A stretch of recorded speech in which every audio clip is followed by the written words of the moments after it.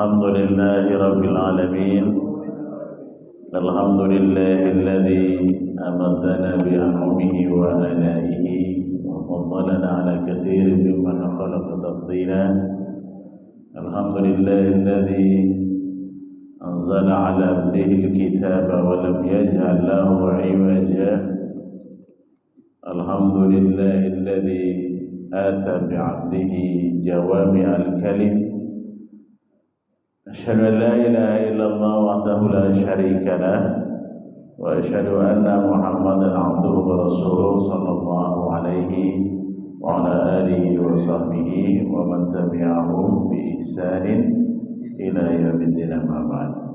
Bapak, saudara sekalian, jamaah salat maghrib Masjid Nurus Saadah. Jadi ada Saadah, ada Nurus Saadah.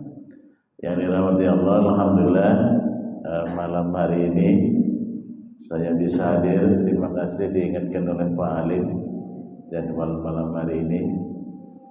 Karena harinya beda-beda jadi harus diingetin. Bapak sekalian, saya bertanya dengan Ustadz Halim ini apa tema yang akan dikaji. Maka dia minta katanya kalau memungkinkan Al-Arba'in An-Nawawiyah. Jadi hadis Nabi SAW yang disusun oleh Al-Imam An-Nawawi dalam kitab Al-Arba'in. Sebetulnya kita yang menyebut Al-Arba'in An-Nawawiyah karena hadis itu dikumpulkan oleh Imam Nawawi ya. Banyak sebetulnya kitab lain Arba'in, ada Arba'in fi Usuluddin dan yang lain, tapi kitab ini pengarangnya sama dengan kitab Riyadhus Shalihin. Jadi kalau yang di rumah atau di masjid ada kitab Riyadhus Shalihin, pengarangnya sama, namanya Al-Imamun Nawawi. Dia secara fikih bermadzhab Syafi'i, tetapi buku yang dia garang itu dipakai oleh seluruh umat Islam di penjuru dunia, sehingga ada pengakuan dari para ulama lintas mazhab fikih. Ini menunjukkan keikhlasan pengarangnya, sehingga karyanya disetujui atau dipakai oleh seluruh umat Islam. Sebelum ngaji hadis yang dikumpulkan oleh beliau, mungkin sedikit sejarah tentang Imam Nawawi. Nawawi ini orang Syria kalau sekarang. Allah takdirkan punya umur tidak panjang. Umur 46 beliau meninggal. Jadi umurnya hanya 46 tahun. Tapi yang luar biasa, di mazhab Syafi'i dia dianggap sebagai ulama besar. Agak jarang Pak, orang umur masih muda seperti itu, tapi dianggap ulama murajjihul madhab Syafi'i. Jadi kalau ada khilaf riwayat dari Imam Syafi'i, maka apa yang disampaikan Imam Nawawi itu dipegangi oleh madhab Syafi'i, meskipun masih muda meninggal. Dan dia meninggal belum nikah Pak, umur 46 itu. Jadi dia termasuk al-ulama ul-uzzal, ulama yang meninggal masih dalam kondisi bujang. Gambarannya Imam Nawawi ini orang yang sangat hati-hati dengan makanan. Jadi Imam Nawawi ini tidak memakan gandum kecuali yang dikirim oleh bapaknya dari dusun. Jadi bukan mengatakan bahwa gandum yang di pasar itu haram, bukan. Tapi dia melindungi dirinya dari kemungkinan ada yang haram di pasar itu. Itu yang disebut wara'. Al-wara'u dalam bahasa Arab itu ulama yang menjauhi hal-hal yang boleh, khawatir ada apa-apanya. Itu Imam Nawawi. Sehingga Imam Nawawi itu hanya memakan buah yang dikirim bapaknya emaknya dari dusun, dan yang buah juga demikian. Masih kajian ya, kaget ke telepon. Ya, jadi orangnya orang yang sangat hati-hati terhadap makanan. Itu Imam Syafi'i. Jadi kalau sekarang misalnya ulama mengatakan dirinya bermadzhab Syafi'i tapi sembrono dengan makanan, itu sebetulnya tidak nuruti ulama besar seperti Imam Nawawi. Ya. Hal boleh, bukan hal subhat yang dijauhi ini. Hal boleh. Khawatir ada apa-apanya. Nah, gitu ya. Yang kedua, amun baso sekarang Pak Imam Nawawi ini profesor hampir di semua bidang ilmu dia. Di fikih dia punya kitab Al-Muhadzab, Syarah Muhadzab namanya, kitab Al-Majmu'. Itu tebalnya sama ini, Pak. Kemudian kitab Minhajut Thalibin juga tebal. Di hadis dia punya Syarah Muslim, selain kitab Riyadhus Shalihin dia punya penjelasan hadis Muslim sama ini juga kitab. Sehingga kalau diukur antara jumlah halaman yang dia tulis dari buku karangannya dengan umurnya ini, ulama itu ngitung berarti berapa lembar dia nulis dalam setiap hari. Jadi waktunya sangat terakhir mungkin karena kalau dipanjang dia ulama yang tidak takut untuk memberikan nasihat kepada seorang khalifah, kepala negara.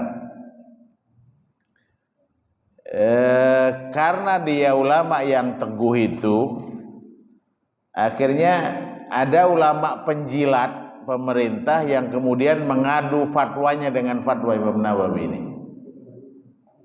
Jadi sejak dulu Pak, kapan ada ulama besar lalu ditandingi ada ulama yang dianggap ulama, itu sejak dulu lado ya. Jadi berfatwa suatu fatwa, ulama Imam Nawawi mengatakan tidak boleh, maka ulama yang menjilat pemerintah ini mengatakan boleh. Atas dasar fatwa mengatakan boleh, berarti Imam Nawawi dianggap menentang pemerintah, maka dia diusir dari ibu kota negara Damaskus.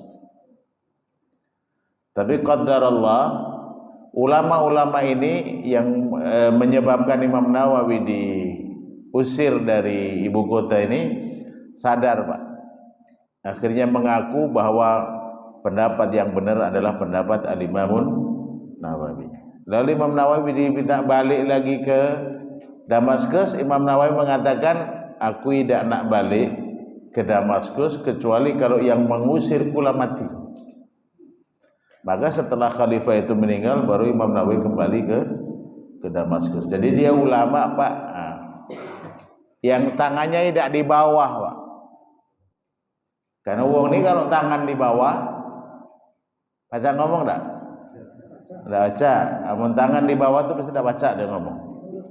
Ya, nurut tuh lah ya, apa kena ya. Omong A, B. Nah, Imam Nawawi tidak. Mungkin sekelumit itu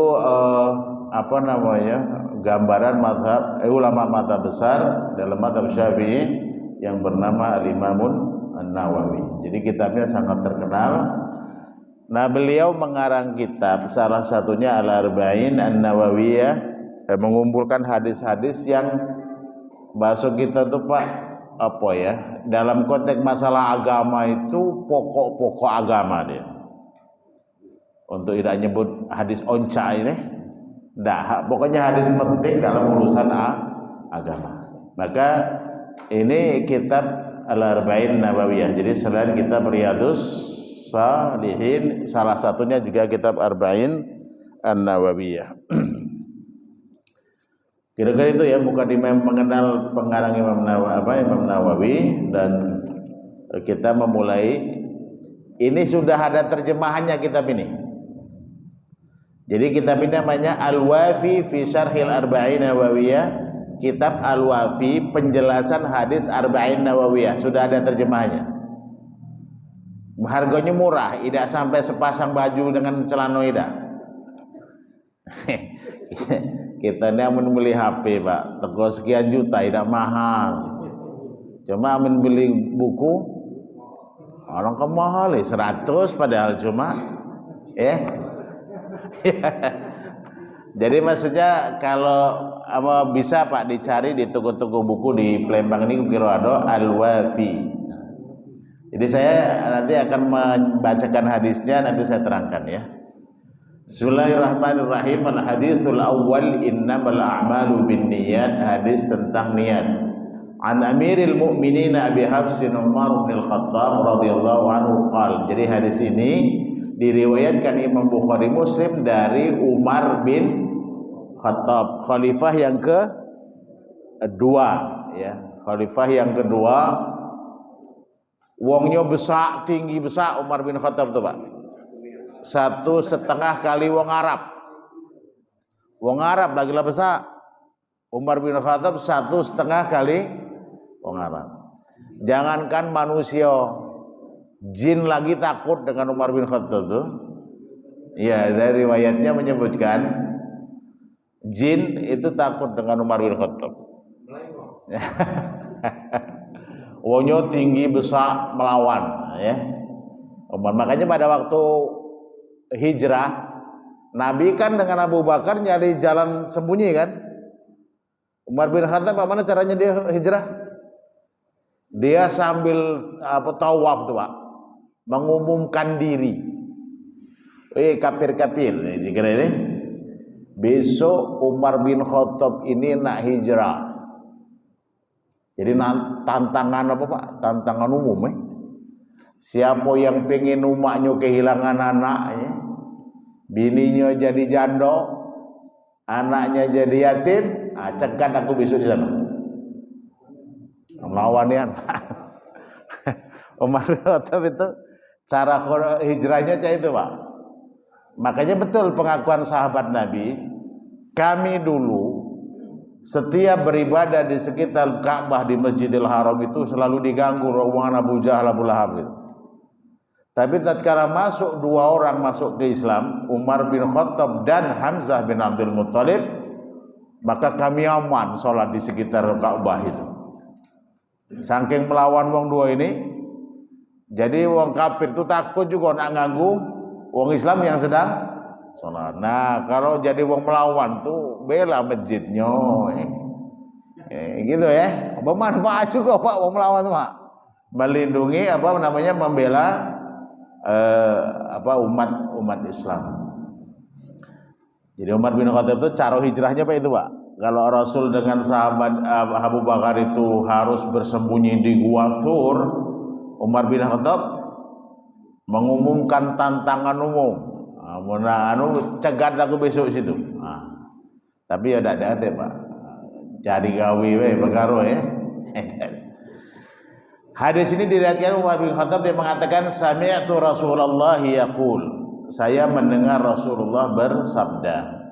Untuk diketahui Pak, hadis itu bukan sembarang omongan. Jadi Nabi itu mengatakan utitu jawami'al kalim.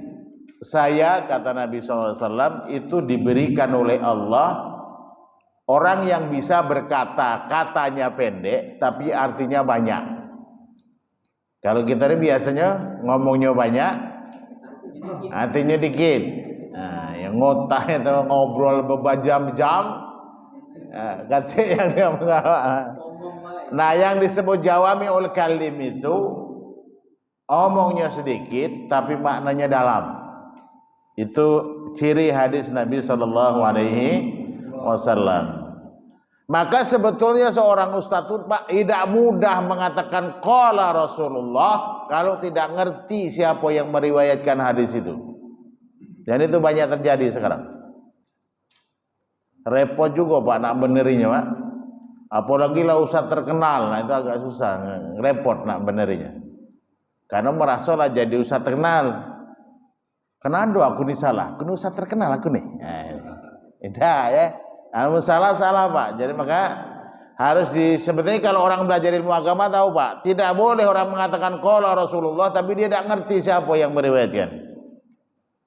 Itu tidak asa sebetulnya orang menyampaikan agama itu harus ada dalilnya. Omongan Imam Mansur itu tidak kate artinya Pak. Kalau tidak kate dalil Al-Quran dan sunnahnya. Jadi bukan ngecap Pak beragama, ini bukan jualan jamu ya terserah-serah bukan.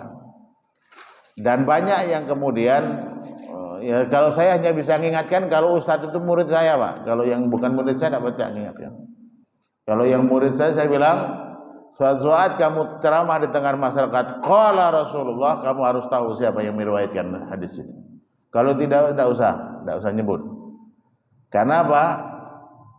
Kadang dianggap hadis padahal hadis palsu. Hadis palsu. Nah, banyak. Makanya harus hati-hati.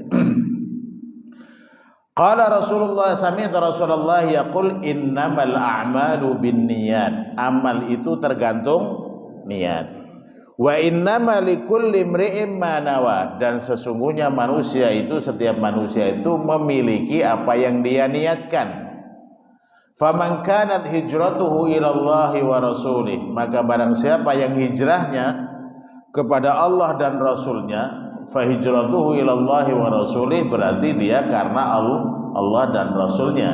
Wa man kanat hijratuhu lid dunya, barang siapa yang berhijrah karena ingin mendapatkan dunia, yusibuha, yang akan dia dapatkan, awim ra'atin yang kiwa, atau wanita yang akan dinikahinya, fahijratuhu ila ma hajara ilaihi, maka hijrahnya ya karena wanita itu, karena dunia itu, bukan karena Allah. Hadis ini disebut oleh ulama ada asbabul wurud. Asbabul wurud itu sebab hadis itu muncul. Kalau Quran kan namanya asbabun nuzul, sebab turunnya ayat. Kalau hadis namanya asbabul wurud. Jadi dulu ada betino cantik namanya Ummu Qais. Ada seorang laki-laki ini senang nian dengan Ummu Qais ini. Jadi nak menikahi Ummu Qais. Kata Ummu Qais, aku galak kau nikahi kalau kau ikut hijrah dari Mekah ke Madinah. Bukan naik pesawat, bukan naik mobil, tapi jalan kaki. Berapa lama? Jaraknya 485 kilo. Berarti Lembang Jakarta lewat deh. Lewat jalan kaki. Dan naik bukit, turun lembah. Karena ingin mengejar cintanya Ummu Qais tadi, maka lanang tadi semangatlah berhijrah. Jadi wong lain berhijrah menyelamatkan agamanya, menyusul Nabi. Wong ini berhijrah karena cewek. Karena niatnya karena mendapatkan cewek cantik tadi. Namanya Ummu Qais. Sehingga dalam riwayat disebut wong ini disebut muhajir Ummi Qais. Wong yang berhijrah dari Mekah ke Madinah karena mengejar cintanya Ummu Qais. Riwayat menyebutkan orang ini akhirnya beragamanya bagus dan meninggal dalam kondisi Islam. Nah, hadis ini semua ulama mengatakan ini hadis yang harus dihafal. Jadi setiap amal itu tergantung niatnya. Keikhlasan itu Bapak sekalian tidak mudah. Maka niat itu harus dipasang niat. Dan niat itu yang tahu antara orang yang bersangkutan dengan Allah Subhanahu wa taala. Kita tidak bertugas untuk menilai niat wong. Kita bertugas untuk menjaga niat kita dewe. Jadi tidak usah banyak komentar amal wong. Oh iya Pak. Zaman Nabi aku ceritakan ini ada dalam Al-Quran kan. Gawe wong munafik zaman Nabi ini galak ngomentari gawe wong. Jadi kalau zaman Nabi ada sahabat agak miskin tapi pingin bersedekah Pak, ya cara miskin. Kalau bersedekah berarti dikit. Oh jiwa munafik nih apa dia? sedekah dikit. Kalau Tuhan tidak butuh pula dengan dikit. Kalau yang sedikit.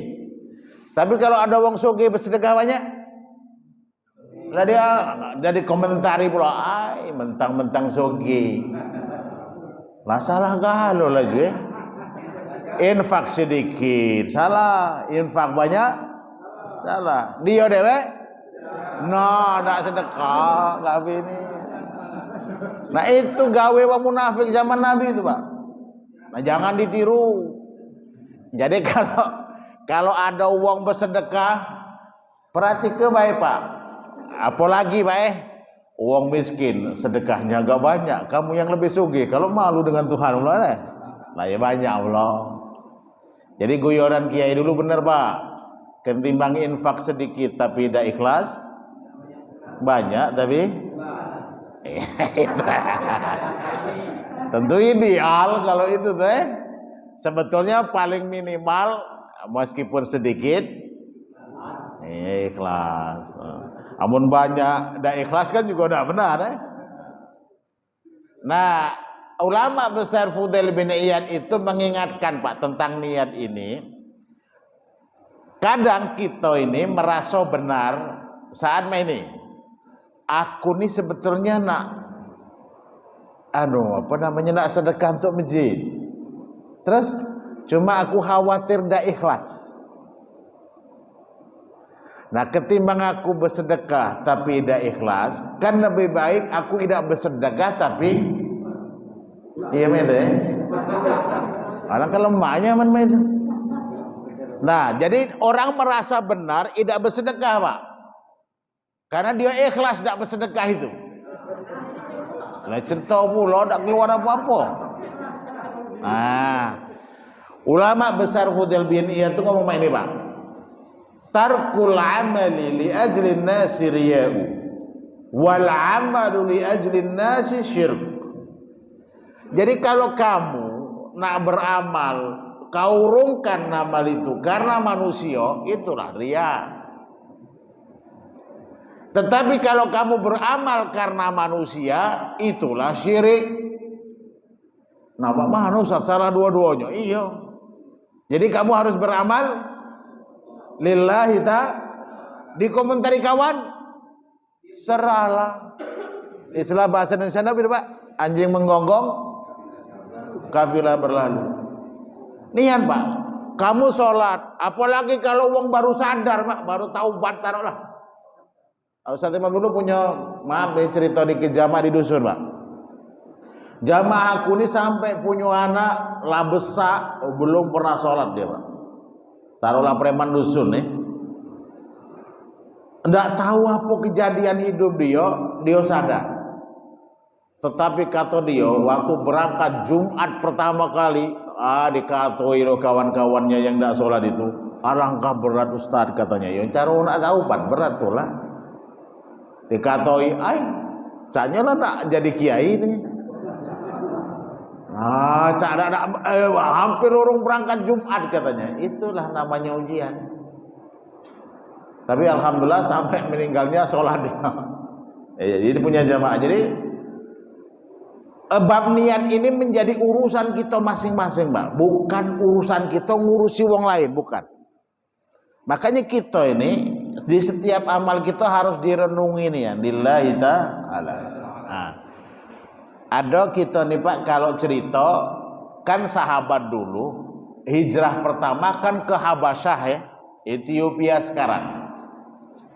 Itu kan kemudian ujung dari cerita hijrah ke Habasyah itu bahwa Raja Najasyi itu agamanya ala Nasraniyatil haq, betul-betul beragama Nasrani yang benar.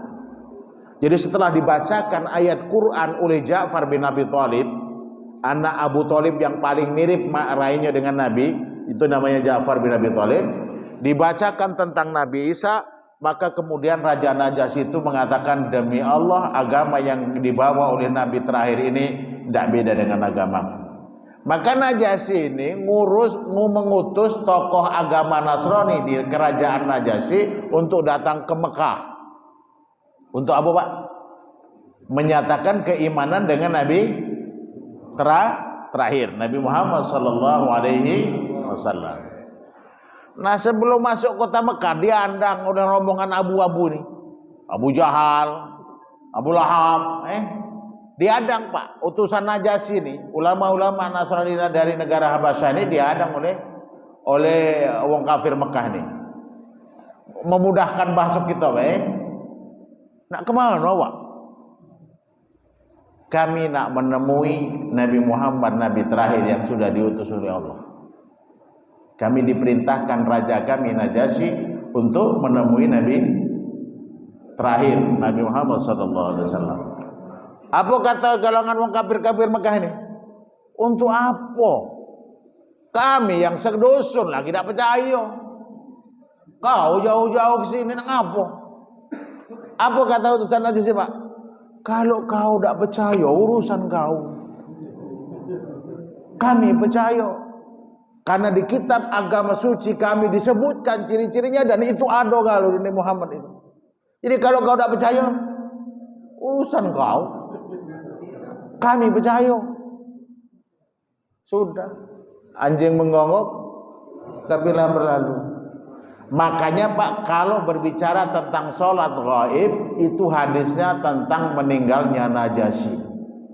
Jadi Rasul mendengar kabar Raja Najasyi meninggal, maka Rasul mengajak sahabat untuk sholat gaib untuk Raja Najasyi. Jadi keikhlasan itu Pak sekalian, di dalam kehidupan kita ini memang urusan kita nian Pak.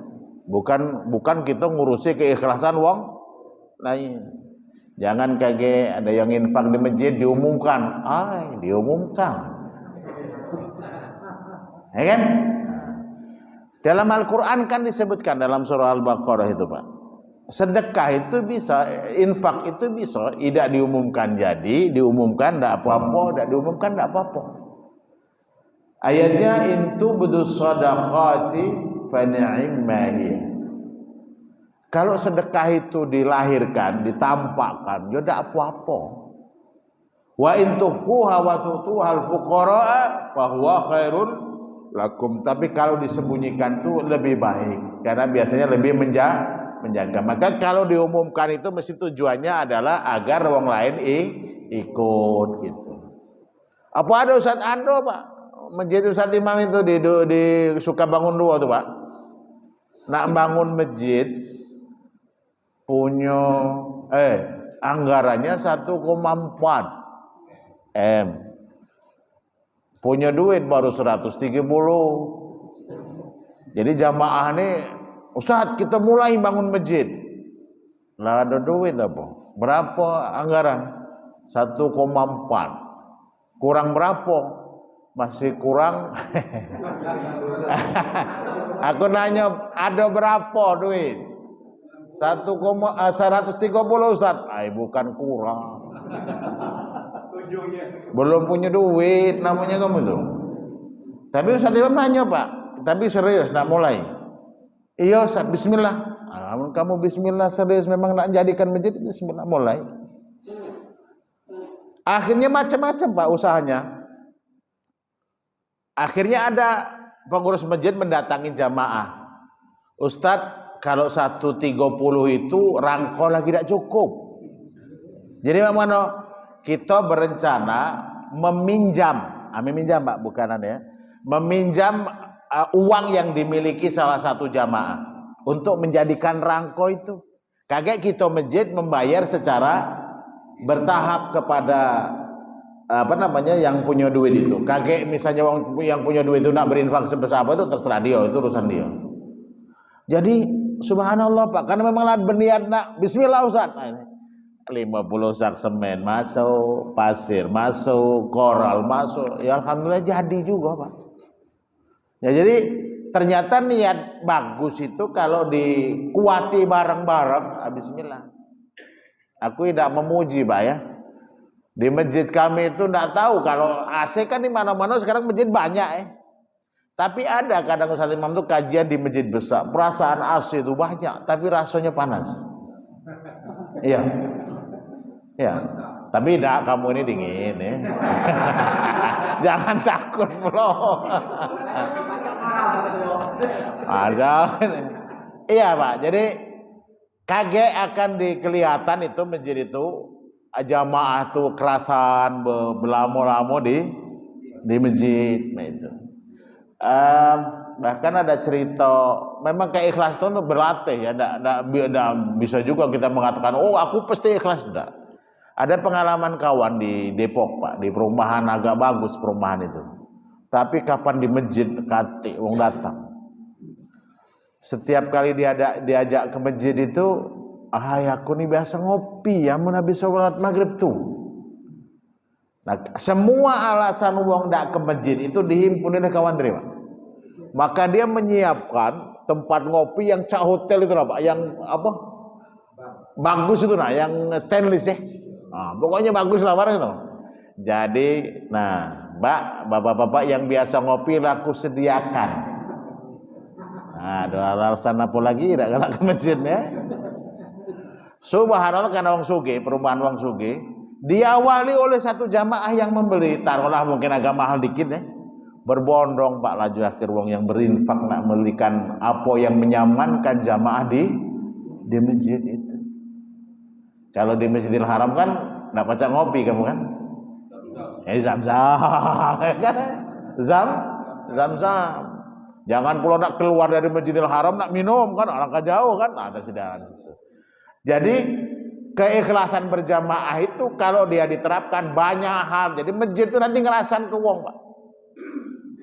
Cuma kalau masjid ini nak kata apa-apa itu sudah jadi cak sangkar burung. Ya, kapan habis sholat zikir lagi dah langsung tebanglah dia. Jadi hadis innamal a'malu binniyat itu menjadi tantangan kita masing-masing, dan tatkala keikhlasan bapak-bapak itu bertemu dengan banyak di jamaah ini, maka masjid itu suasananya akan menjadi adil ya. Tidak perlu lagi beributan nak merasa pintar apa kati. Ustaz Imam dulu awal di masjid itu fitnahnya ya macam-macam juga Pak. Aku juga tidak pernah minta jadi imam, juga tidak pernah. Nama aku lah imam.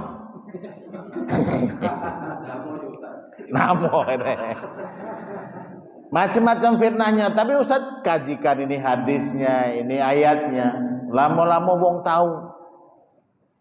Oh jadi imam itu tidak gampang. Oh akhirnya jamaah itu sekarang subhanallah. Jadi setiap pagi itu kalau tilawah zikir sampai syuruk itu ada kadang-kadang antara wong 5 sampai wong 10, hampir tiap hari sampai waktu syuruk. Nah yang lucu itu kalau Ramadan masuk malam 21. Jadi kan kadang kamu ini kalau kapan lama sudah satu lesu nak sahur ya. Sudah lemak sahur di rumah. Siapa yang dah lemak sahur di rumah ke masjid. Di rumah dah habis Ustaz setengah piring, yo ke masjid lah. Kami berikan nasi pagi sore ini. Jadi kapan di rumah harus makan, kapan di masjid satu bungkus dewean laju habis ya. Nah, jadi ternyata dari mana Ustaz? Ya jamaah berinfak Pak. Ustaz saya infak untuk sahur malam sekian. Ayo bismillah. Sekian bismillah. Dan ternyata menghidupkan iktikaf di masjid itu Pak, tidak mudah juga. Tidak. Jadi saat ketemu semua jamaah ketemu ingin melakukan kebaikan yang sama, ketemu dia. Masjid itu jadinya rame. Kalau ada budak rame tidak usah diributi Pak, namanya budak mesti rame itulah. Ya. Dia ini cuma makan sahur tidak apa-apa, jadilah makan sahur. Budak kecil, budak kecil. Jadi innamal a'malu. Maka bagi yang di berlatar belakang NU seperti Ustaz Imam itu mesti dulu kecilnya diajari usolli usolli fardal isya'i arba'a rakaat mustaqbil al-qiblati ada'an ma'muman lillahi ta'ala. Nah untuk Bapak ingat ya, sebetulnya kata usolli itu waktu diucapkan bukan itu niat Pak. Itu namanya talaffuz bin niyat. Niat Bapak itu tatkala Bapak Allahu Akbar itu di dalam hati. Makanya ulama sepakat niat itu letaknya di hati. Janganlah ngomong usolli kapan Allahu Akbar pikiran pindang belum dipandasi tadi. Niat berarti. Gitu ya. Nah, jadi Ini hadis pertama. Jadi innamal a'malu bin niat, maka niatkanlah segala gawe kebaikan kita itu lillahi ta'ala. Kalau ada wong komentar terserah wong, Pak, enggak usah dipikirkan. Ya, pokoknya imdi langsung. Gawekan baik, kebaikan tuh gawekan baik. Kita tuh kemungkinan untuk direndahkan wong tuh banyak. Kemungkinan tuh banyak. Makanya tidak bisa pernah, makanya Rasul tuh menyebut, Pak, di antara kita itu, di tengah masyarakat itu, kata Rasulullah, ada orang yang disebut al-atqiyaul akhfiya, wong bertakwa tapi tersembunyi. Maksudnya itu apa, Ustaz? Di tengah masyarakat mungkin dia pejabat bukan, kelihatan menonjol sebagai tokoh masyarakat mungkin tidak. Dia tidak hadir di masjid, wong tidak terasa. Dia hadir juga, wong tidak nyari. Wong dia sudah hadir, tidak kehilangan. Artinya dalam pandangan manusia dia tidak pulang. Tapi di mata Allah dia hamba Allah yang bertakwa. Maka semua kita itu sebetulnya berpacu untuk menjadi hamba Allah yang bertakwa itu. Bukan menilai wong lain. Sekarang kan model agak banyak ini tukang nilai ya. Cak utusan Tuhan gitu. Kamu masuk neraka, kamu laju cak wong jualan neraka ini. Iya kan? Ya, padahal Allah itu kan maha. Dalam hadis Bukhari itu disebutkan, Pak, di Lauh Mahfuz itu tertulis sabaqat rahmati ghadabi. Itu hadisnya Sahih Bukhari. Jadi Allah memproklamirkan, memproklamasikan kalau bahasanya. Rahmat Allah itu mendahului murkanya. Berarti kalau kita hidup ada salah, Pak, ada dosa kepada Allah, Allah maha pengampun, Pak. Justru, Pak, yang paling menakutkan itu dosa dengan manusia. Kalau dosa dengan Allah, kita berdosa, taruhlah, Pak, mudah sholat bolong-bolong, Allah maha pengampun. Tapi kalau dosa itu ngambil hak uang, ndak baca. Baca ada, aku utang dengan Kak Daniel misalnya 10 juta. Jadi aku ngomong aku ndak baca bayar. Minta maaf, Bay. Baca, sahabatnya. Utang kita aman, Bay. Nah, jadi kalau hak manusia itu harus dibalik ke, Pak. Jadi kalau dosa ngambil hak uang itu harus dibalik ke. Tapi kalau dosa dengan Allah banyak istighfar. Fa qultu astaghfiru rabbakum innahu kana ghaffara yursilis samaa 'alaikum midrara. Jadi sertakan, Pak, niat dalam segala urusan. Sampai apa kalau kata Rasulullah, amalan paling mudah tidak perlu modal kecuali nyengir, Pak. Ya sengir, ya. Ya sengir. Senyum. Tabassumuka fi wajhi akhika shadaqah. Nah, anak SMA kita tuh nak diajari hadis itu sebetulnya ya. Anak-anak kita SMA ini kadang-kadang begojo karena saling jingok kan. Terus ngomong, ngapa nyingok? Melawan apa? Nah, gojo laju. Tapi kalau diajari hadis, tabassumuka fi wajhi akhika shadaqah. Kamu senyum dengan saudaramu itu sedekah.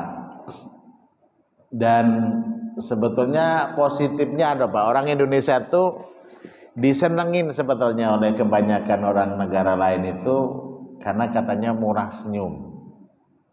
Orang Turki itu, Pak, kan enggak baca bahasa Arab, enggak baca bahasa Inggris. Kalau kamu yang haji atau umrah ketemu wong Turki, diajak bahasa Inggris, enggak baca, bahasa Arab enggak baca itu, Pak. Nah bahasa dia itulah. Cuma kapan ketemu wong Indonesia, nak jejer dia dengan Indonesia tuh. Jumat apa? Serasa dulur bae deh. Apa gitu ya? Nah, jadi innamal a'malu binniyat ini sekecil apapun amal itu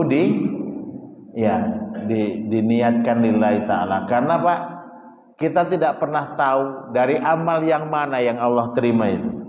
Boleh jadi dari yang besar kita sedang kurang ikhlas, di yang kecil kita ikhlas. Jadi hadis ini memang hadis yang menjadi istilah ulama itu separuh amal, karena amal itu satu niat yang tidak kejengoan, dua amal yang kejengoan. Nah yang tidak kejengoan itu niat itu Pak. Itu harus lillahi ta'ala. Nah tandanya lillahi ta'ala kamu tenang. Nak dikatoi wong apa serah. Karena lillahi ta'ala. Kalau kita masih terganggu dengan omongan orang, biasanya itu nanti perlu dikoreksi kita deh ya. Nah hadis yang kedua, ini hadis umum, ini semua kitab menggunakan innamal a'malu binniyat. Hadis yang kedua adalah hadis tentang Islam, iman dan ihsan. An Umar radhiyallahu anhu aidan, hadis riwayat Umar bin Khattab juga ya. Qal, dia berkata, bainama nahnu julusun 'inda Rasulillah, tatkala kami sedang duduk di samping Rasulullah sallallahu alaihi wasallam, dzata yaumin, suatu hari, ittala'a alaina rajulun, sekonyong-konyong datang kejingoan di kami itu seorang laki-laki. Syadidu bayadi thiyab, pakaiannya sangat putih. Syadidu sawadi sya'ar, rambutnya sangat hitam. Pakaiannya putih, rambutnya hitam, kontras berarti kan. La yura alaihi atharus safar, tidak kejingoan bahwa dia dari perjalanan jauh, tidak. Wala ya'rifuhu minna ahad, kami sahabat Nabi tidak katik yang kenal dengan wong ini siapa. Hatta jalasa ilan Nabi, sampai wong ini kemudian duduk di depan Nabi. Fa asnada rukbataihi ila rukbataihi, maka dia wong ini mempertemukan dengkul dia, lutut dua lutut dia ini dengan lutut Nabi sallallahu alaihi wasallam. Wa wada'a kaffaihi ala fakhidhihi, dan meletakkan telapak tangan dia keduanya di pahanya Nabi sallallahu alaihi wasallam. Faqal, dan bertanya, ya Muhammad, wahai Muhammad, akhbirni 'anil Islam, njuk tahu aku apa dia Islam itu. Faqal, Rasul menjawab, faqala Rasulullah, al-Islam, Islam itu adalah antashhada an la ilaha illallah, engkau bersaksi dengan seyakin-yakinnya bahwasanya tidak ada yang berhak disembah, tidak ada sesembahan kecuali hanya Allah. Wa anna Muhammadar Rasulullah, dan Muhammad adalah utusan Allah. Satu, wa tuqimas shalah, menegakkan salat, wa tu'tiyaz zakah, dan menunaikan membayar zakat, wa tasuma Ramadan, puasa Ramadan, wa tahujjal bait, dan berhaji ke Baitullah. In istata'ta ilaihi sabila, kalau awak mampu. Qal, wong ini lalu ngomong, sadaqta, awak benar Muhammad. Jadi dia bertanya, dia yang ngomong, cak mau ngetes bah ini nih. Apa kata Umar? Fa'ajibna lahu, kami heran dengan wong ini. Yas'aluhu wa yusattiqu, dia yang bertanya, dia pula yang ngomong. Nah benar kenya. Cak mau ngetes laju Tanya lagi, fa'akhbirni 'anil iman, njuk tahu aku apa itu iman. Qal an tu'mina billah, iman itu adalah engkau beriman kepada Allah, wa malaikatihi, malaikatnya Allah, wa kutubihi, kitab-kitabnya Allah, wa rusulihi, dan utusan-utusan Allah, wal yaumil akhiri, dan hari akhir, wa tu'mina bil qadari, dan engkau beriman dengan qadar khairihi wa syarrihi, baiknya maupun buruknya. Qal sadaqta, awak benar Muhammad. Qala fa akhbirni 'anil ihsan, njuk tahu aku apa ihsan itu Muhammad. Qal, Nabi menjawab, anta'budallah, hendaklah engkau menyembah Allah, ka'annaka tara, seakan-akan kamu melihatnya. Fa in lam takun tarah, kalau kamu tidak melihatnya, fa innahu yaraka, maka sesungguhnya Allah pasti melihat. 3 Islam. Berarti kapan wong lah memenuhi rukun Islam, muslim lah dia. Jangan pula kita mengatakan kamu ahli neraka. Nggak usah. Rasul sudah menjelaskan, dia kalau dia beriman dengan rukun iman yang 6, berarti dia beriman. Bahwa ada kekurangan di sana sini amalnya jelas. Semua kita ada kurangnya. Nah, ini untuk tidak galak ngukumi sesama muslim dengan yang tidak benar itu nah. Ya vonis yang tidak perlu. Kita ini kan sama-sama berusaha. Kalau ditanya galau-galau nak masuk surga tak? Ya nak galau. Jangan kau dewe masuk surga kan itu. Itu. Fa akhbirna qol, lalu bertanya lagi wong ini. Fa akhbirni 'anis sa'ah. Tunjuk tahu aku tentang kiamat. Rasul menjawab, mal mas'ulu anha bi'alama minas sa'il. Aku yang kamu tanya tidak lebih tahu dari kamu yang bertanya. Kata Nabi. Ya artinya aku tidak tahu. Karena Rasul tahu bahwa yang datang itu malaikat. Kalau sahabat tidak tahu dia. Karena Rasul tak jawab, jawaban Rasul, aku yang kamu tanya tidak lebih tahu dari kamu yang bertanya. Berubahlah pertanyaan. Fa'habirni an amaratiha. Njuk tahu aku apa dia tanda kiamat. Nah, tandanya baik. Jadi Pak Kiai itu hanya pacak ngomong tentang tanda kiamat. Tapi kapan kiamat? Amunado yang ngomong perkiraan sekian tahun lagi terlewat dia Pak, sudah Pak. Iya, dan itu menyebabkan agama bisa didustakan orang. Ujinya nak kiamat. Ingat tahun 99 dulu Pak. 99, tanggal 9, bulan 9, jam 9, 9 menit, 9 detik kiamat. Kalau itu 2012. Ya. Jadi dari hadis ini Pak, kita ini hanya bisa berbicara tentang tanda-tanda kiamat. Tapi kalau sudah yas'alunaka 'anis sa'ati ayyana mursaha fima anta min dzikraha ila rabbika muntaha. Hanya Allah yang tahu. Jadi tokoh malaikat juga tidak tahu. Ya kan? Termasuk malaikat yang niup. Ada pertanyaan nakal pula Pak. Jadi apa dia gawe malaikat? Ini arisan. Nganggur berarti. Pengangguran malaikat Bukan. Jawabannya ada dalam Quran. Yusabbihuna al-laila wan-nahara la yafturun. Gawe malaikat tuh bertasbih siang malam tidak pernah capek. Kita tasbih berapa kali?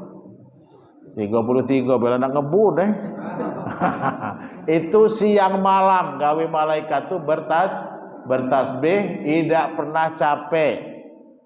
Itu 33 lagi nak ngebut Nah, itu malaikat Apa tanda kiamat itu? Antaridal amatu rabbataha. Hamba sahaya betina melahirkan tuannya.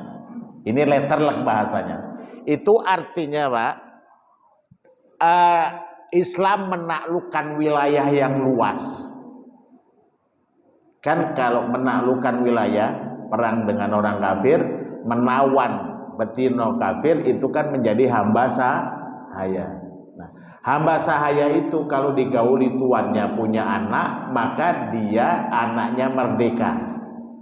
Disebut tuan ibunya, padahal anaknya, karena dia dari orang-orang merdeka. Dan kalau tuannya yang menggauli itu mati, maka istrinya merdeka. Maka artinya berarti Islam menyebar ke seluruh penjuru dunia. Sekarang yang sedang ribut di mana? Islam Inggris Pak sekarang Pak. Orang Inggris itu marah-marah sekarang. Ngapa Islam jadi banyak ini di sini? Gereja kosong dibeli oleh Muslim dijadikan masjid. Itu sekarang politisi-politisi di Inggris pada marah itu, Pak. Ngapo jadi Islam banyak nian di sini? Ya dijelaskan oleh Muslim, mestinya kamu yang bertanya, ngapo tempat kamu itu tidak didatangi oleh umat gitu. Jadi sekarang makanya Inggris sekarang sedang apa? Nah di Rusia, informasi terakhir Pak, jumlah Muslim Indonesia ini kan dulu terbanyak di dunia Pak. Sekarang katanya sudah kalah dengan Pakistan Pak. Sekarang 5 tahun yang akan datang diperkirakan kalah dengan negara-negara Rusia. Di sini ada yang pernah nyengok sepak bola di Jakabaring enggak? Nah, ada enggak di Indonesia nak tanding bola sholat Isya dulu di lapangan bareng-bareng? Katanya kan? Nah, di Rusia biasa Pak sekarang. Nah, tanding bola itu sholat dulu. Jadi memang dulu Pak, negara-negara Rusia itu ulama besar dari Imam Bukhari itu dari mana? Uzbekistan. Uzbek itu sekarang masuk negara Rusia. Imam Muslim An-Naisaburi periwayat hadis itu juga orang Rusia kalau bahasa sekarang. Naisabur. Imam Hakim Naisabur. Imam Abu Dawud Sijistan, Rusia. Imam Ibnu Majah Al-Qazwini, Rusia. Imam An-Nasai, Rusia. Jadi orang yang mengumpulkan hadis pada abad kedua, ketiga Hijriyah itu orang situ.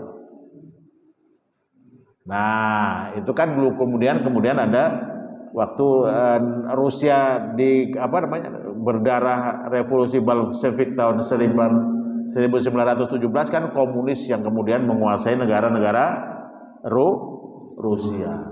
Jadi sekarang Muslim banyak dari sana Pak. Jadi sekarang kalau kita umroh atau haji akan banyak Bapak ketemu Muslim dari. Jadi kalau Bapak nyingok di Masjidil Haram wong yang rainyo cak Cino Pak. Bukan Cino Galoh itu Pak. Ya dari itu ada Turkmenistan, ada Uzbekistan, ada Kazakhstan. Itu rai-rainya kan cak Habib Nurma Gomedong, Dagestan, negara-negara Kaukasus ya.